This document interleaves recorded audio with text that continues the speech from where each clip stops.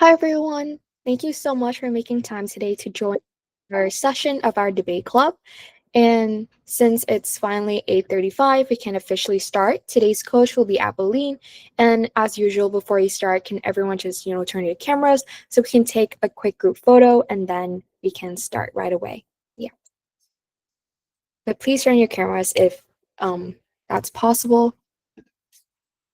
Okay. I'll wait a bit for everyone to turn your cameras and then I'll take the photo. Okay. Oh, Apolline, are you, I'm not sure if you can hear me, but is it okay if you turn your cameras as well? Oh yeah, do I not have my camera on? Okay, yeah, I can see you now.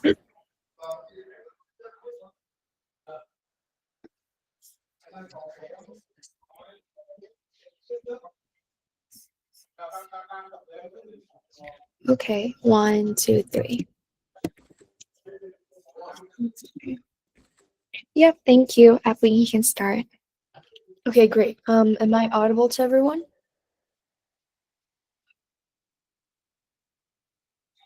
Okay, great. Okay, wait, sorry, I think I'm just gonna close the door. It's a little bit loud. I'll be right back.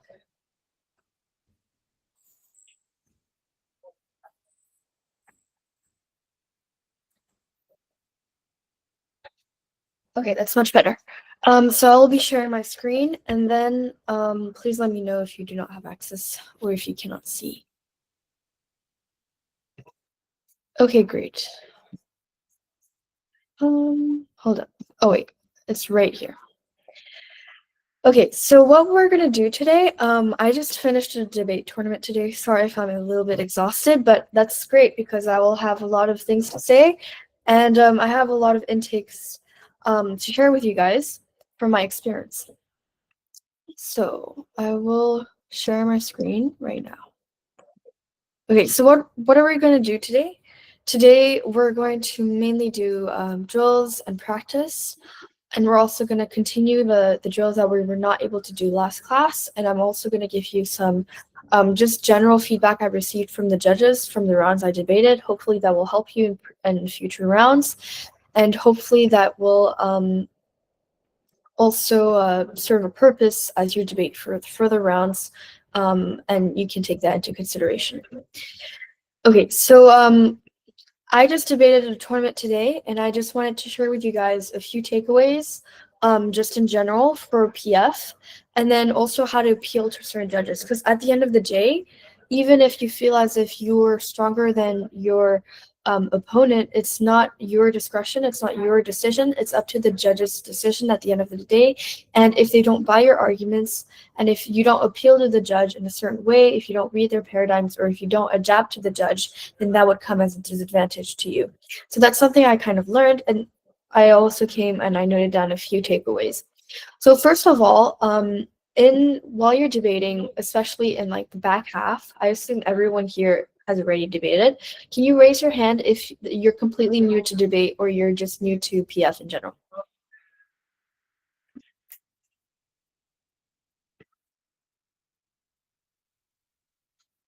Okay, that is a lot of people. But for those people that raised their hands, can you tell me if you have any other form of debate experience other than PF? If you have debate experience, it can be WSD. Just keep your hand raised. I just want to know. Okay, so I see most of you have had some debate experience, maybe not public forum debate specifically.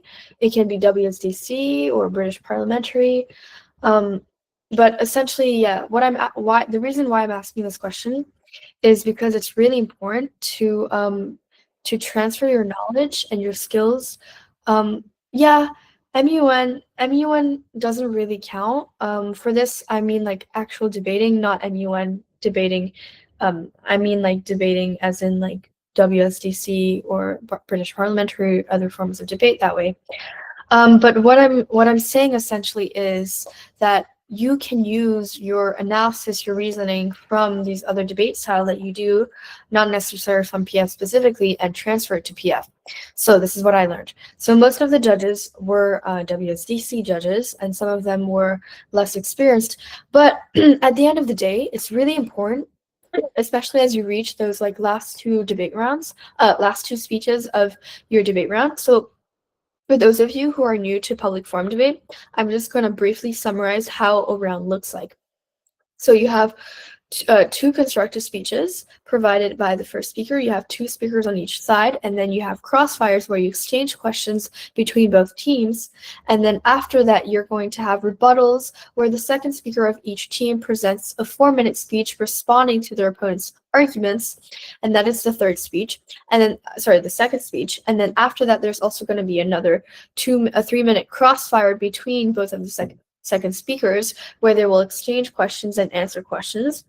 And then and after that, it's going to be the summary speech, which is why I want to which is where this is really relevant. So essentially the summary speech lasts 3 minutes. That's where essentially you crystallize the round, you address key clashes, you start weighing a little bit, and you attack your opponent's case. So you need to have a balance of everything, and that comes with practice, that comes with experience, and that comes with learning over time. I had trouble, especially in the beginning. I didn't really know. I'm not a first speaker, I'm a second speaker, but when it came to the back half, like I didn't really know what to say necessarily. Like, should I attack them? Like, how should I balance things out? How should I like collapse on arguments? So there's like a whole technical aspect that's really important in persuading the judge. So and then there's the final focus speech, which is essentially 2 minutes. So it's a really, really brief speech, your last opportunity to convince the judge to vote for your side. And you can do that by attacking your opponent's case, which is most usually the case for those of you who are new to debate. Okay, so now I will go into specific advice I received as I debated. So this weekend, I had the opportunity to debate. I'm still in Hanoi, in a tournament in Hanoi. And essentially, we also debated the resolution on Brexit and whether or not the UK should rejoin the EU. So here are the key takeaways I took. So if you can take any note of this, is really important, and hopefully it would help you in future debate rounds as well. So first of all, I noticed that it's really important to address key clashes of the debate round, making it really clear for the judge in summary and in final focus speech. Judge, this debate comes down to 3 key clashes. First is on the economy. First is on the economy. They tell you that, for example, I'm just gonna like just give you an example of like what it could look like. This is from the standpoint of an affirmative speech. In the resolution we've been like practicing and working on, which is essentially the UK-EU resolution. So I will continue with this. So I'm just going to give you a brief idea just so you can see how a summary looks like, including these clashes. So Judge, this debate comes down to 3 main clashes. First is on the economy. They keep on telling you that, they provide, there are trade deals in the short run, and that these trade deals benefit the UK in the UK economy, and we've seen an increase in the UK economy because it provides you billions of dollars. But we actually tell you that it does not contribute to the UK economy in the long run because it does not provide long-term stability. There's no precedent for providing long-term stability. And even then, even if they tell you that it does contribute positively to the economy in the short run, we outweigh in the long term because the single market provides a free access of goods, and it's worth trillions of dollars. Wait, trillions of dollars over feeble, minor trade agreements that only last in the short run, not in the long run. And then also, second of all, what you could say for the AF is that like they don't provide you any impacts as to why trade agreements are important as to the status quo. They keep on telling you like, okay, they're worth billions of dollars. What are the implications of this on the lives of the people, on human rights, on the lives of citizens? If employment rates are decreasing, if there's increasing poverty rates, if, for example, we're witnessing increasing impacts on the lives of people, the quality of life that is decreasing as a result, directly as a result of the economy. And even if they try to provide you with a short-term alternative or solution to that, it still nonetheless fails because we're seeing the impacts in the status quo. So that is one way you could address the economy clash for the app. So right now I'm a bit drained, so obviously you would want to present it with much more like charisma or like much more energy, but that's the kind of arguments you want to say, right? You want to weigh like economy, sovereignty, and human lives. And if you want to take this from like a neg perspective, you could say, oh, like they try to tell you that the European single market, okay, like I will rephrase this just to give you an idea of what neg could say, because here I just gave you a speech from the ass perspective.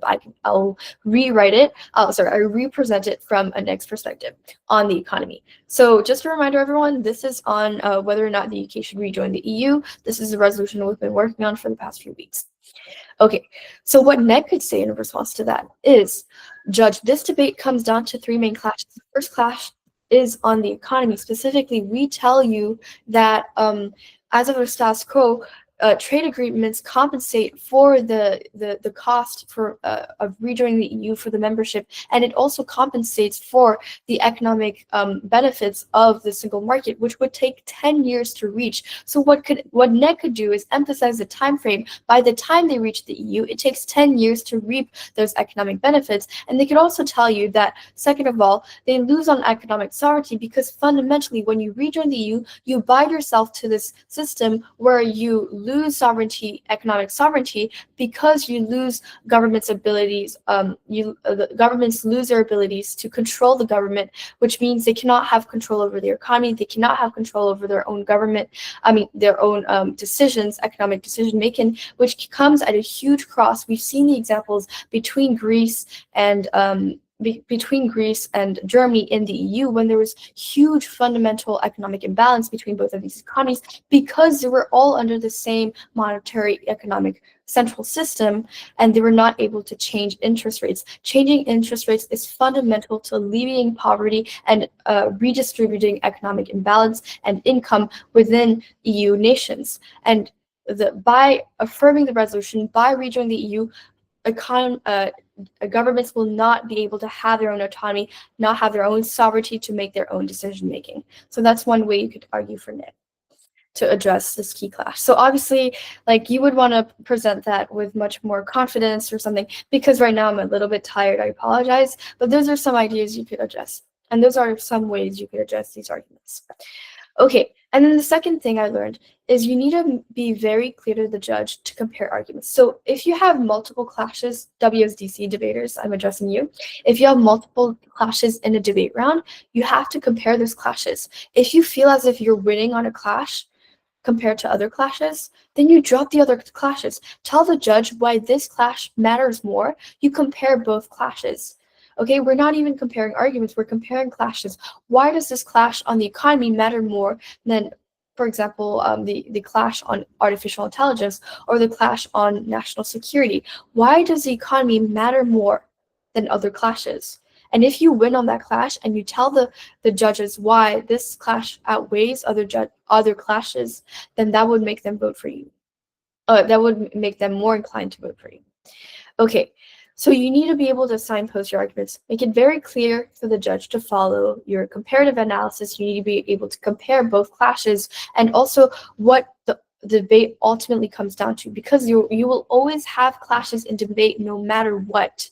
You will always have clashes over arguments, whether it's the economy or whether it's also like human rights or like, I don't know, like the artificial intelligence. You will always have clashes in any debate round, and no matter what, you always have to address these clashes, and you always have to prove to the judge why your clash matters more, why it has more of an impact, and why you win on that.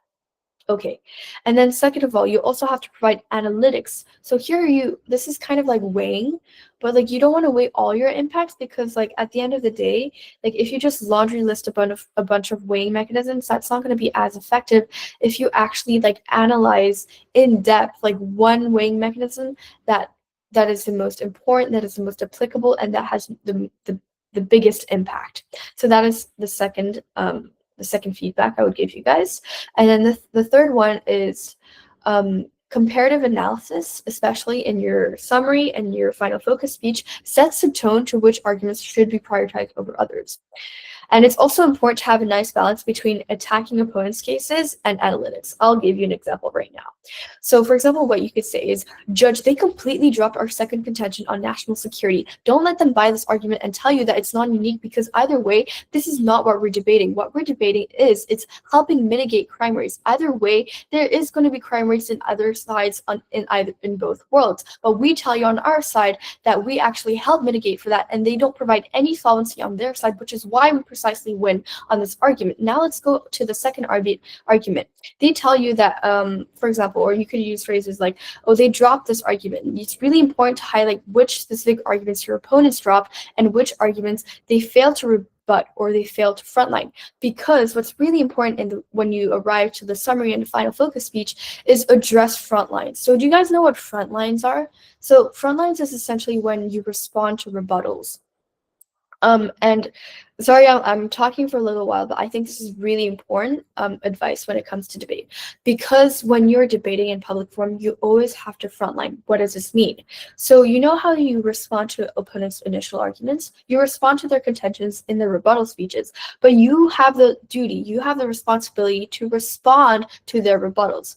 What does that mean? Okay, I'll give you an example. So if, for example, you say, okay, so like you rejoining would help improve the economy because it would help rejoin the single market, and then because you have single market, there's free flow of goods, there's more investment confidence and all of that.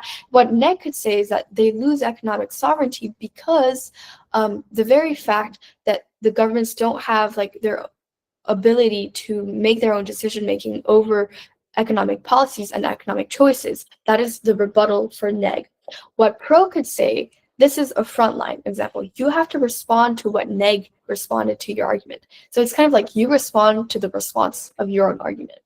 What you could say is that, like, even then, economic sovereignty doesn't matter if we're already seeing the economic impacts in the status quo.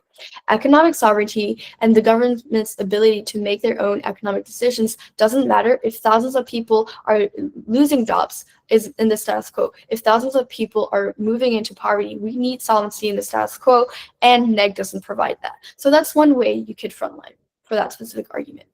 So always frontline, always address every single argument or like major argument your opponents address, because if you don't, they will use that against you, they will attack your case, and you could also use that against them if they drop any of your arguments.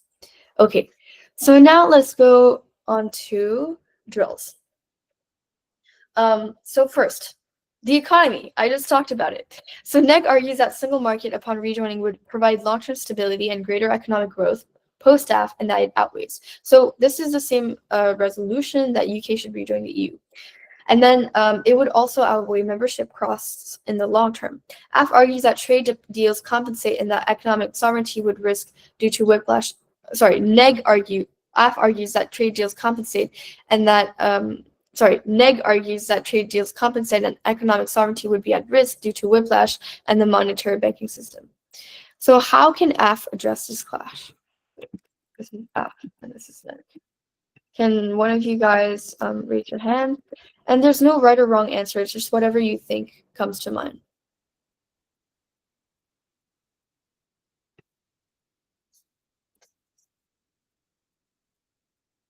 Anyone?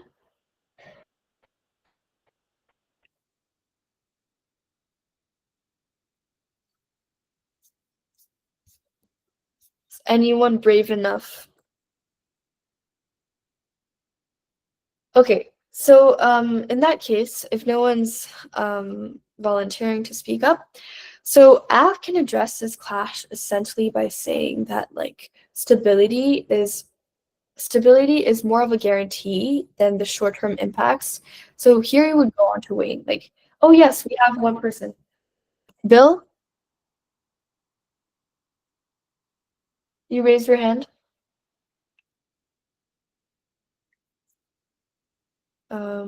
Okay.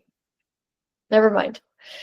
Okay, so essentially AF could argue that long-term stability, what are we saying in the chat? Okay.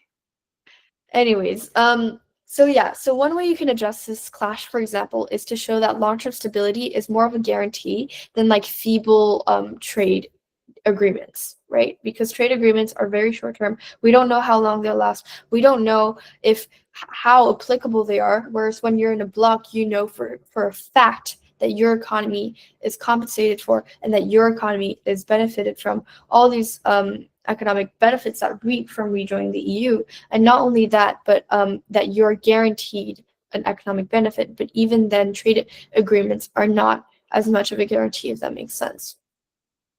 Okay, next clash.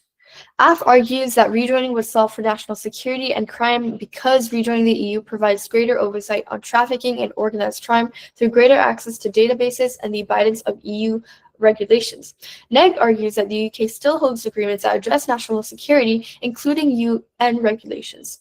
They also state that national crime rates decreased. How can AF address this clash?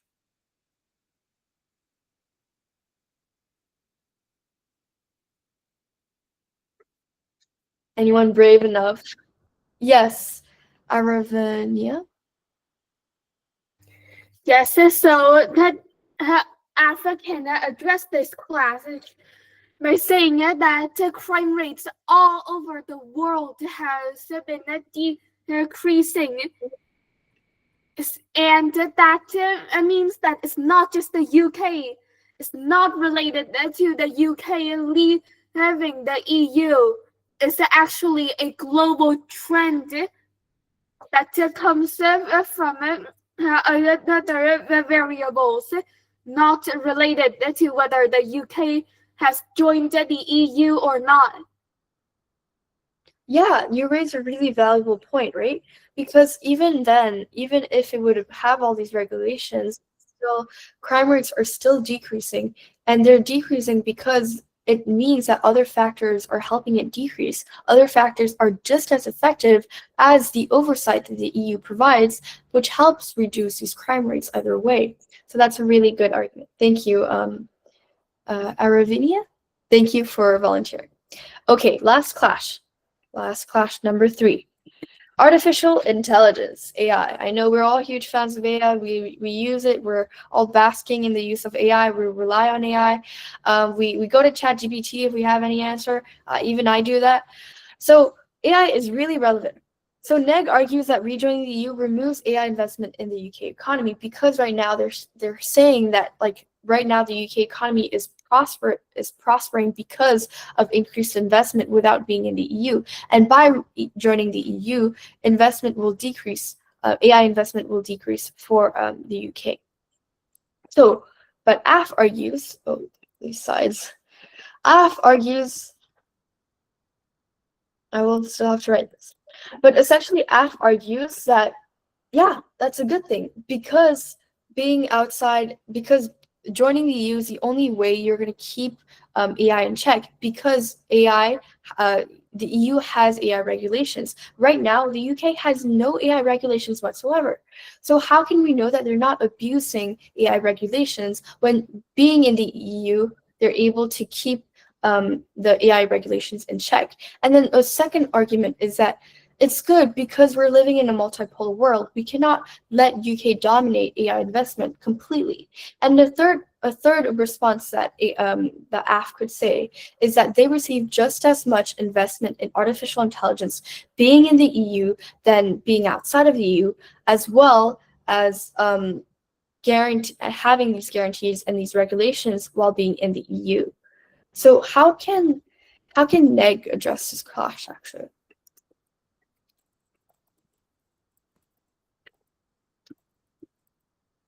Anyone brave enough? Okay, I'll write what AF says.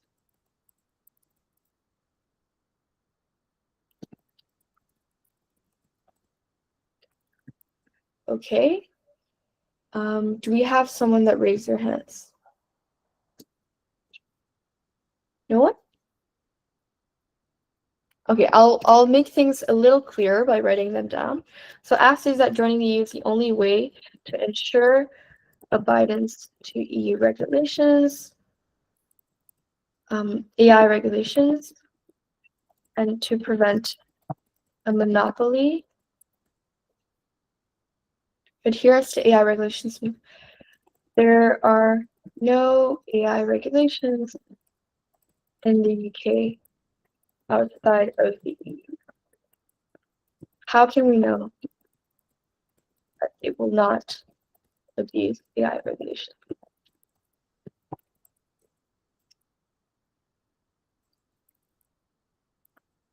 Okay, Minle. I think that saying that the only way to ensure adherence to EU is kind of untrue because of course there are many ways to prevent that monopoly, and UK can do this by doing with USA and doing with other forces, for example Russia and China.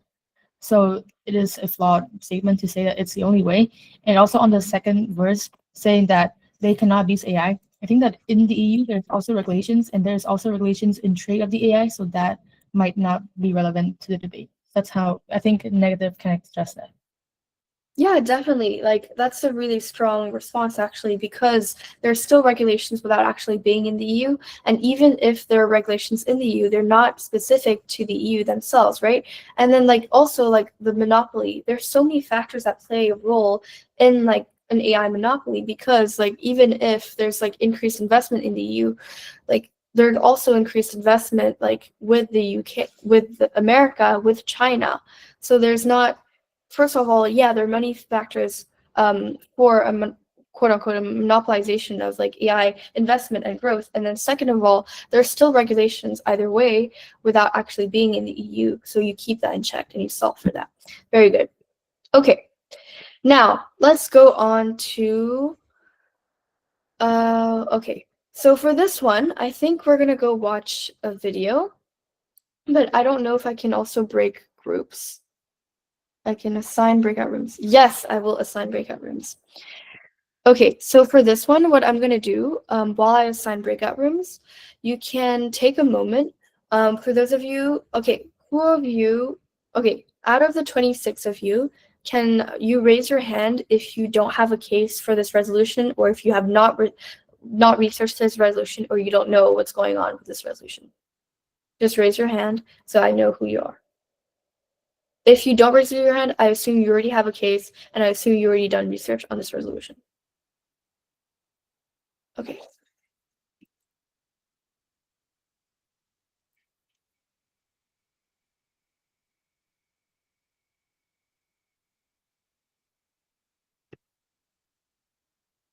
Okay, so I see 1, 2, 3, 4, 5, 6, 7, 8, 9, 10, 11 of you are new to this resolution. So what I'm going to do is I'm going to put you in a breakout room, in a separate breakout room. And what you're going to do is you're going to spend the next 15 minutes just researching a side. It can be AF or neg, but the side is, the resolution is the UK should rejoin the EU. And I just want you to spend 15 minutes to write your constructive speech with your clear contentions, warrants, impacts, claims, evidence. Just have a clear case, and then after that, you will we'll elaborate on that. But once you're done, I will pop in, and then I will give you the rest. But right now, what you need to do is create a case, and if you want, I can help you with that. But essentially, for all new debaters, I will assign you to a room. What you're going to do for the next 15 minutes, research, choose a side for this resolution, and present your case. Okay, so the UK should rejoin the EU. Okay, so can you just keep your hands raised so that I could assign you all to a room?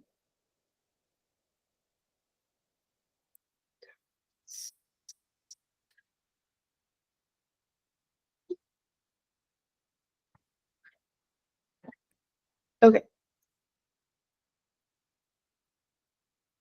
So it is, so the rest of you, I assume you already researched this resolution or you're already familiar with it? Okay. So right now what we're gonna do is, do we have a question? Okay.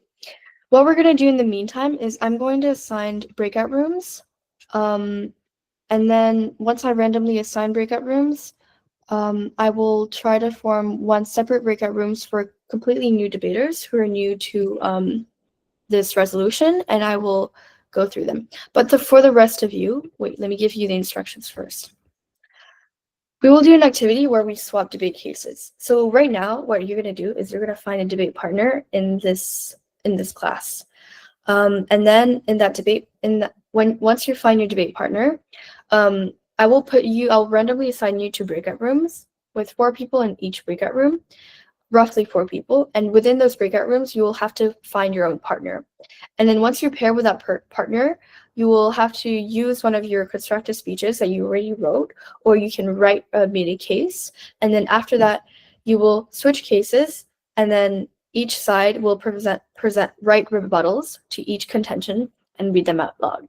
So essentially, like if you're affirming the resolution, and if your opponents are neg, then you switch cases, and then you read neg's case and you write rebuttals for neg, if that makes sense. So that's what you're going to do. And then for the rest of you, I will try to organize you in a separate breakout room, and I will give you separate instructions for those of you who are new to debate.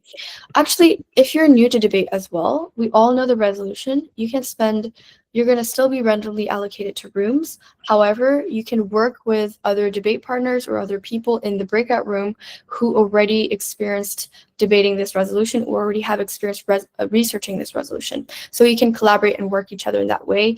And if you don't have a constructive speech, if you don't know what side you're debating on, or if you haven't researched it, then use the constructive speech of another partner who already debated or has experience researching this resolution. So we're going to do it that way. I think it's much more efficient, just logistically as well. Okay, so now I'm going to separate you into breakout rooms. And I'll be popping around in each breakout room and just seeing how it goes. Just give me a little moment. Is everyone clear on the instructions? Anyone have any questions?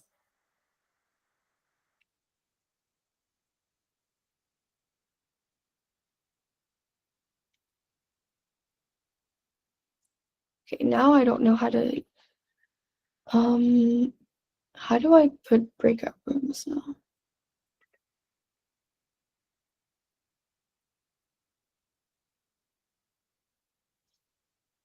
Okay, just give me a little second. Okay.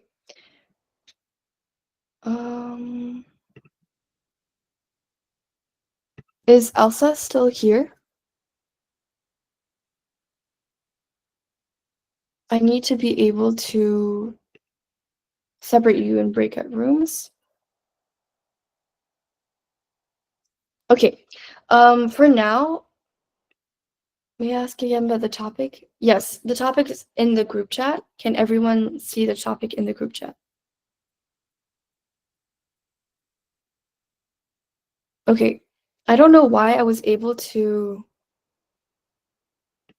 break into breakout rooms, but now I can't. I don't know what's going on. Well, that's quite bad, but it's okay. So right now, what we're gonna do instead, while I try to sort things out, is can you tell me if we cannot break into breakout rooms for the worst case scenario? Can you write your case for those of you who are not who haven't researched? I'll give you this time to research, and for those of you who have researched, I need you to write rebuttals to your arguments. So right now you already have your case, right? I need you to write rebuttals. If you already have an AF case, I need you to write rebuttals to your contentions and prepare front lines. So let me show you how this works. Because I cannot put you into breakout rooms right now, I need to try to troubleshoot this. I apologize for any delays.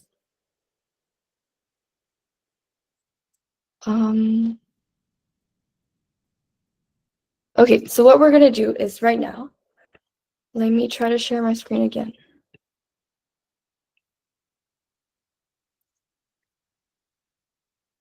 Okay, so instead of this, what we're gonna do is new debaters, you're gonna write a constructive speech. I'm gonna show you how it looks like. But old debaters, what you're gonna do is using the constructive speech, you already have your case that you already have for whatever side for this resolution. You're gonna write rebuttals to your own contentions. So imagine you're on the other side and you're rebutting your contentions. Does that make sense? So that's what you're going to try to do right now. And even if you already finished with that, try to frontline. How would you respond to your own rebuttals? Just try to do that. And if you can, provide access to your Google Docs so that I can provide individualized feedback. And if you want, you can also pair with a partner and you can work on this together. But that's what we're going to do for the rest of the lesson. And I'm going to also try to find some a debate round that we can use so that we can practice and use for reference in the future. But if you have any other questions, feel free to ask me, but that's what we're going to be doing right now. And feel free to give me access or put your research or your speeches in the Google chat so that I can look and give you access and give you feedback on your speeches and also on your arguments.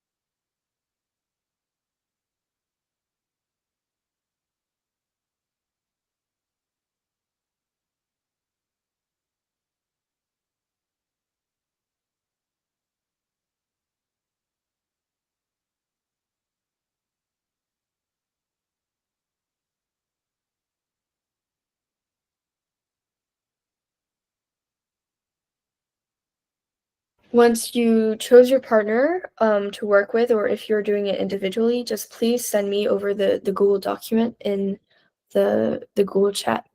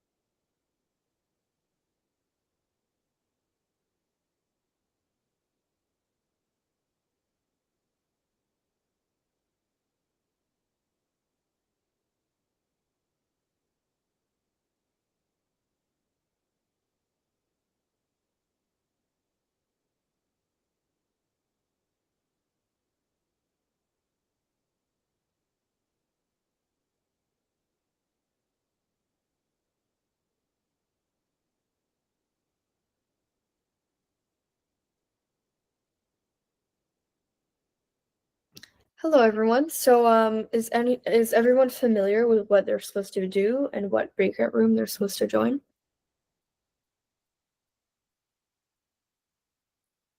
Feel free to unmute yourself if you have any questions or if you're still unfamiliar as to what you're supposed to do or with the instructions, or just type in the chat.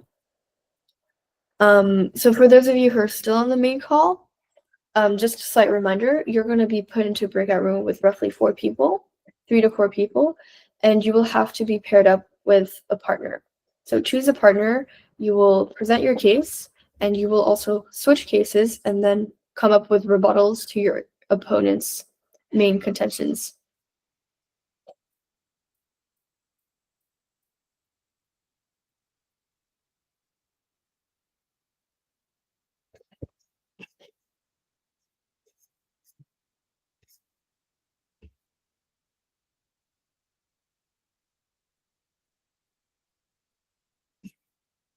Pony and Jan, is everything good? Do you know what breakout room you're assigned to?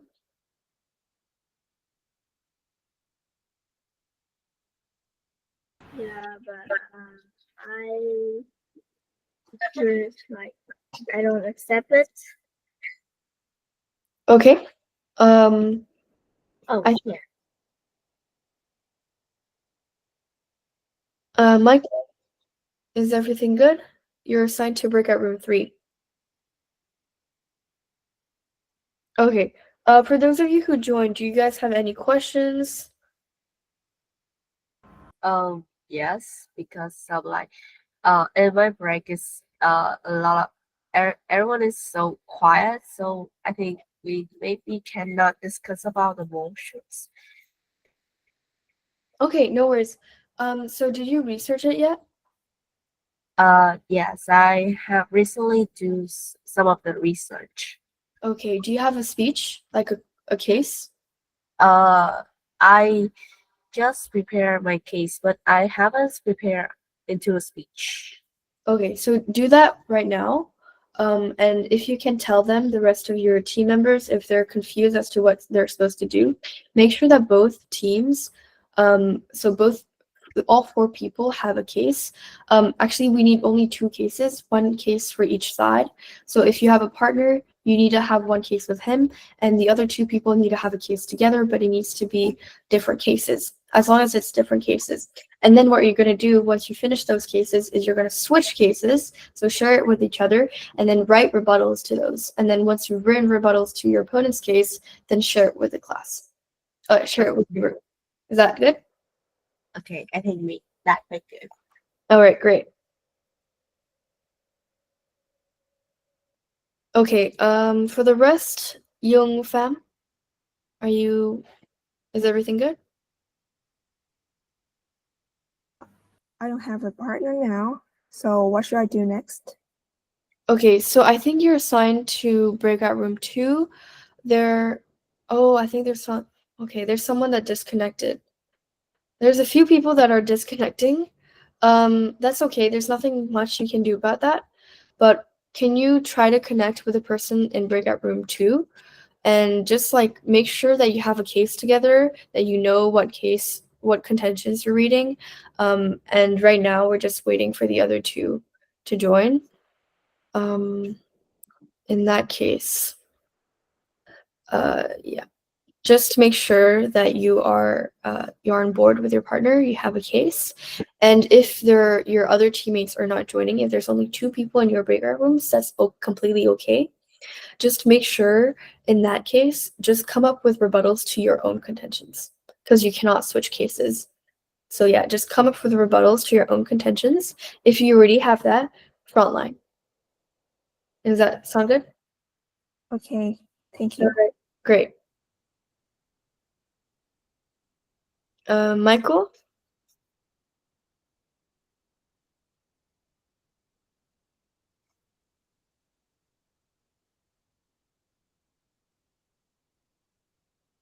Michael, are you good? Right, I'm just gonna join.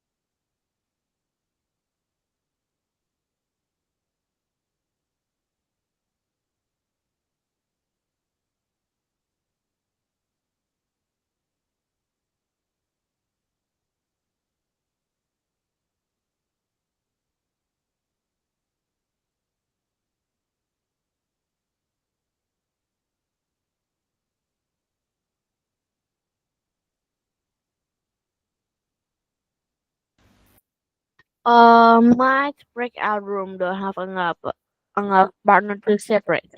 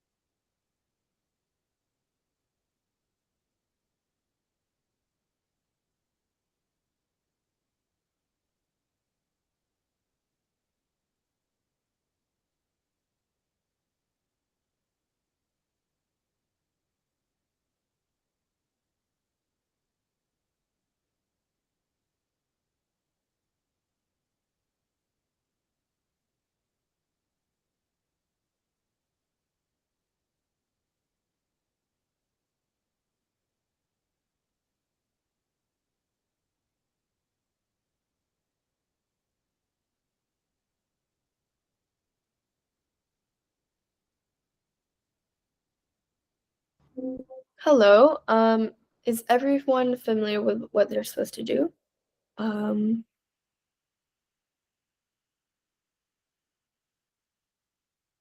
Zhen Yan. Sorry if I mispronounced your name. Do you know what you're supposed to do? Do you have a question? Are you confused on anything?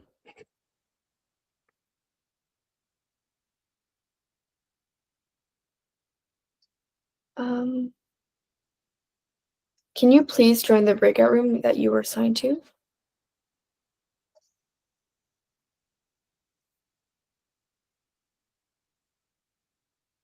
I'm so new to debate. Okay, that's completely fine. No worries at all. Just join the breakout room, and for now, what you can do is ask your teammates in that breakout room. They will guide you along the way. I think most of them, some of them at least, they're already familiar with debate. They can help guide you through that process, and they can share their speech with you. Essentially, what we're doing is we're debating the resolution on whether or not the UK should rejoin the EU. And basically, they've already prepared cases for both sides of the debate, whether the UK should rejoin the EU or whether or not they should rejoin the EU. And what you're going to do now is you're going to partner up with someone in that room and you're going to share a speech together. Just make sure you have one speech, you have one case. And then after that, you're going to switch cases with the other two teammates in that room. And then you're going to write rebuttals. But right now, I know you might feel overwhelmed with all this, which is completely fine. Just ask your partner, and I hope he or she will be there to support you along the way, and you can get to know each other. Feel free to just communicate with each other and work this out together. But right now, don't worry about any technical aspect or not. Just think about like how would you respond to this argument, and do a little bit of research along the way. But no structure. You don't need to worry about structure. I know you're completely new to debate. But yeah, just try to do that and join your breakout room. Does that help? Okay. You got this.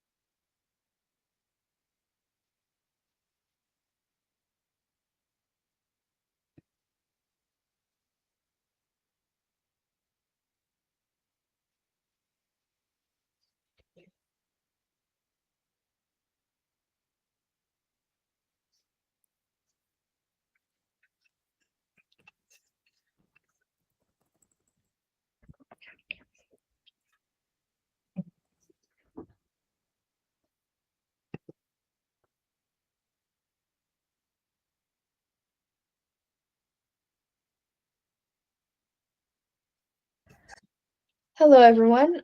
So welcome back. I hope that this proved to be a fruitful experience for everyone. I know that there were some difficulties with everything, with some people disconnecting and like some people were confused with the instructions and all that. But I still hope that you were able to have some fruitful discussions and still have some team bonding and meet new people. So ultimately, that's what matters most. And I know that we went down from 26 people to 10 people, but that's completely okay. That's part of what debate is, but I still hope that you were able to meet new people, just talk to each other and work on the cases as well as come up with rebuttals. If not, we'll finish that next class, but it's getting quite late now. So I just want to thank everyone who was left for all their hard work, for their persistence, and for their collaboration with each other. So thank you for participating in this program and for your hard work and for your continued efforts, whether it's researching or debating or just writing rebuttals or anything. So just keep up the great work, and I wish you the best of luck and see you in the next 2 weeks. Have a good night.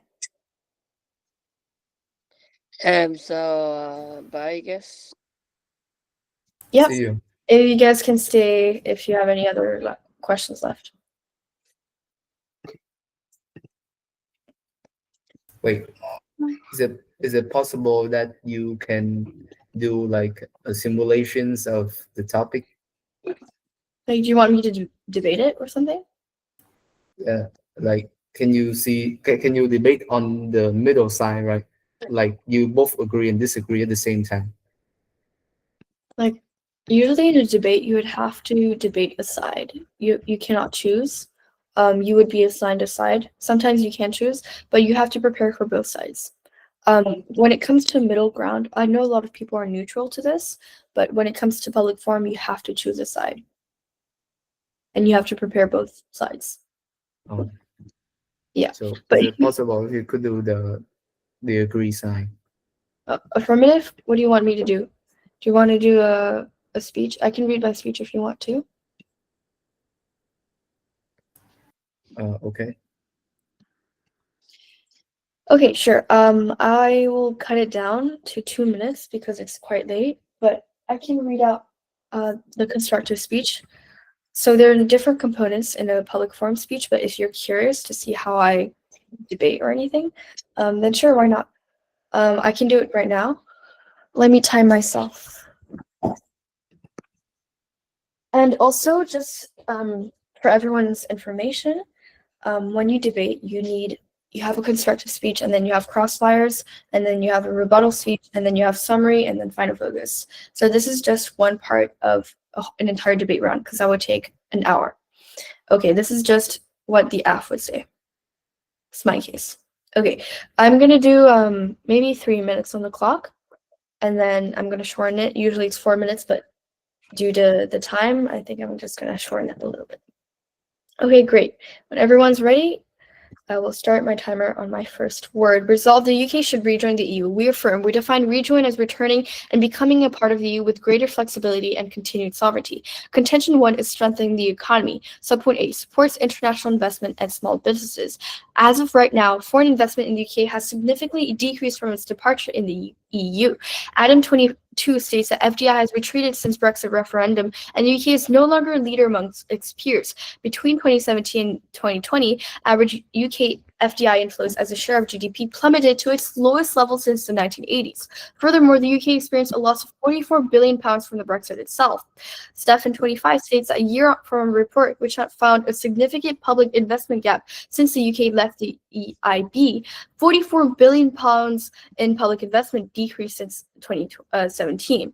The report also found that as many as 20,000 British businesses have stopped exporting goods to the EU since new trading rules were introduced post-Brexit. Also, furthermore, the UK will receive significant investment and economic growth if it rejoins the European Union. Therefore, we provide solvency on our side. Reported 25 states that during the UK EU's membership, the IB invested some $150 billion in mainly infrastructure projects in the UK, representing actual investment of 2 or 3 times that amount. The key stream of investment and growth ceased with Brexit. In 2024, the EU accounted for 41% of UK's exports. Now, in 2024, UK exports of goods and services to the EU were $358 billion. Imports from the EU were $454 billion. So, Judge, what we're telling you right now is that there was a prosperous economy while the UK was in the EU, and what we're telling you right now is that the UK economy is significant decline. The impact is economic growth and reduced trade barriers, improving economic well-being. Donald 24 states that FDI represents a powerful tool for fostering economic growth, job creation, and technological advancement in host countries. Now, our second contention is on stabilizing the UK supply chain. Brexit is considered the largest supply chain disruptor in recent history by major businesses. Brexit has led to a shortfall of 330,000 people in the UK labor workforce, mostly in the low-scaled economy, according to Carroll 2025. Okay, now let's go to our second contention on national security. Under Brexit, transnational crime significantly increased in the UK. Birmingham City Brexit has made it easier for organized crime groups in the UK to operate and expand their enterprises, and which leads dealing with organized crime has become more limited information between UK agencies and their EU counterparts. Increased national security risks attribute to UK's departure from the EU. Bullock 25 states that highlighted risks include that operational become slower and even more bureaucratic. There would be a reduction in the number of people extradited to UK to face justice. Therefore, this is why we're so proud to affirm. I had to short down my speech a lot, and I'm usually a second speaker, but yeah, that's our last speech.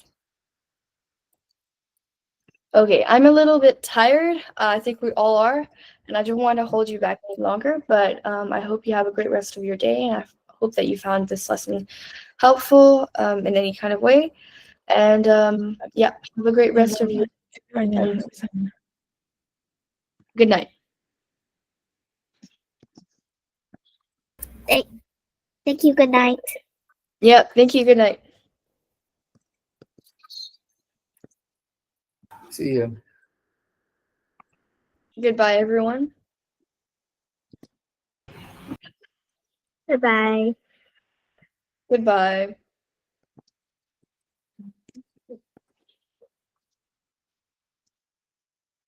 Good night.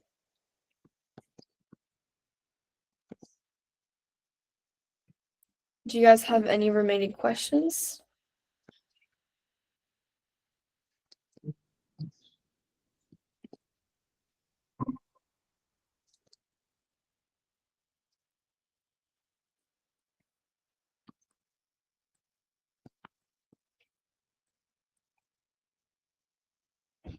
Good night, everyone. See ya.